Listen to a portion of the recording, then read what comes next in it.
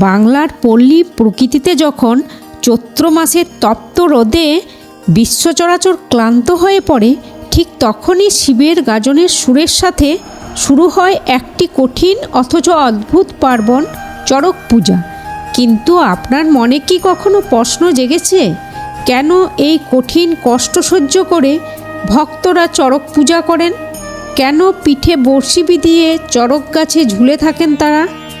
আজ এই শান্তির মন্ত্র বিশেষ ভিডিওতে আমরা জানব চড়ক পূজার সেই অলৌকিক কারণ এবং ইতিহাস। পুরাণ মতে চড়ক পূজার শেকড় জড়িয়ে আছে দাপর যুগের রাজা বানাসুরের সাথে।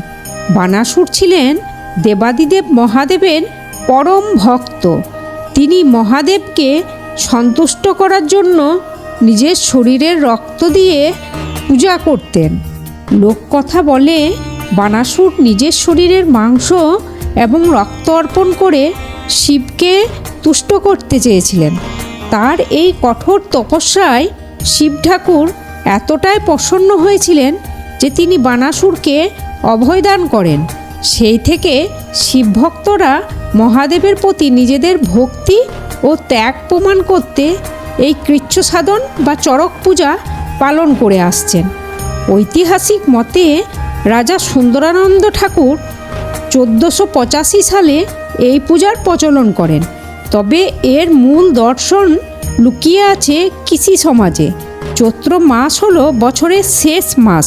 শুকনো মাটিতে যাতে বৃষ্টি হয় এবং আগামী বছরের ফসল যাতে ভালো হয়, সেই কামনায় গ্রাম বাংলার মানুষ এই ব্রত পালন করেন।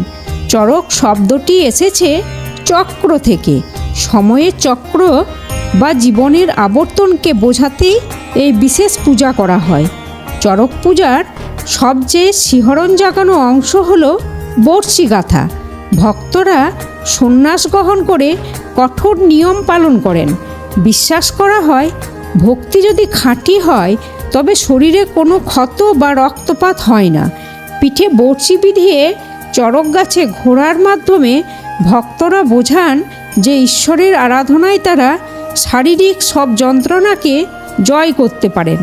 এছাড়া থাকে কাঁটা ঝাঁপ ও আগুন ঝাঁপ ও বান ফোড়ার মতো রোমহর্ষক সব তান্ত্রিক আচার।